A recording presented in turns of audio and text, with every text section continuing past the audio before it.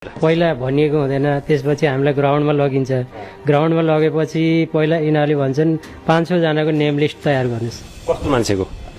आफ्नै सर्कलको 500 जनाको नाम नम्बर त्यहाँ चाहियो। अनि त्यसबाट चाहिँ उनीहरूले सुरु गर्छन् फोन कल गरौँ। के भन्ने फोन गरेर? फोन गरेर उनीहरूलाई इन्फो दिने कि म यस्तो इन्टरनेसनल बिजनेसमा छु, म त के अरे तपाईँलाई पठाउने मान्छेले तपाईँलाई जे भनेको थियो त्यही भन्ने अब तपाईँले पनि? सेम त्यही हो। यो लाखौँ करोडमा छ। 2-3 कति पैसा फसाउनु भयो अरे? मैले 16 लाख।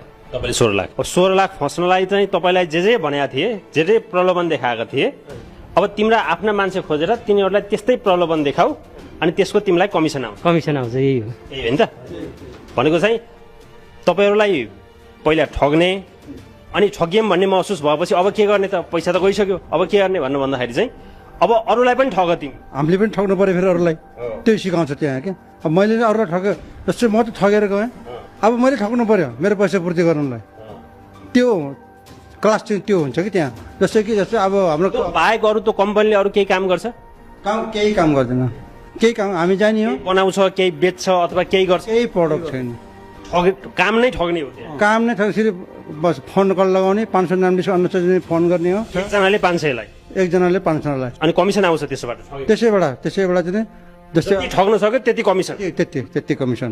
तपाईँले जति ठग्न सक्नुहुन्छ त्यति कमाउन सक्नु। एकदम राइट। किनभने जस्तो कि हाम्रो चाहिँ उदाहरण छ एउटा हिक्मत अधिकारी भन्ने, उसको चाहिँ हप्तामा 12 लाख आइसी आउँथ्यो क्या। किन उसले चाहिँ हजारौँ मान्छे ठगेछ उसले।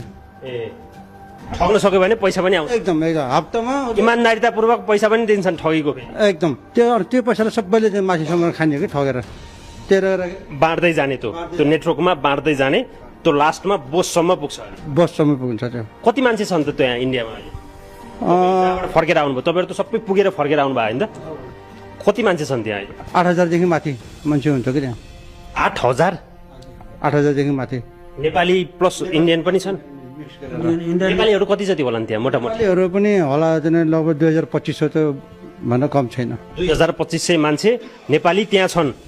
2,500 नेपाली त्यहाँ किन बसेका छन् भन्दाखेरि चाहिँ बाँकी नेपालीलाई ठग्न बसेका छन्। ठग्ने एकदम आफू त ठगेछ, अब अरूलाई पनि ठग्नु पर्यो। 2,500 नेपाली त्यहाँ छन् अहिले पनि। ती मान्छे त्यहाँ किन बसेका हुन् भन्दाखेरि चाहिँ आफू ठगिएपछि अब आफूले ठग्नलाई बसेका हुन्। त्यो ठग्नलाई चाहिँ एउटाले 500 जनाको नाम लिस्ट बनाएर बसेका छ। एकदम त्यो 500 जनाको नाम लिस्ट बनाउने एउटाले 500 को बनाएको छ, त्यस्ता 2,000ले बनाएको छन्। नेपालको जनसङ्ख्या त सबैको नाम लिस्ट छ। सबै मेरो पनि होला। आफ्नो क्षेत्र जो चिनेको मान्छेहरू छन् नि, जस्तै मेरो एरियाको मान्छेलाई मैले चाहिँ चिनेको छ, सबैको नेम लिस्ट बनाउनु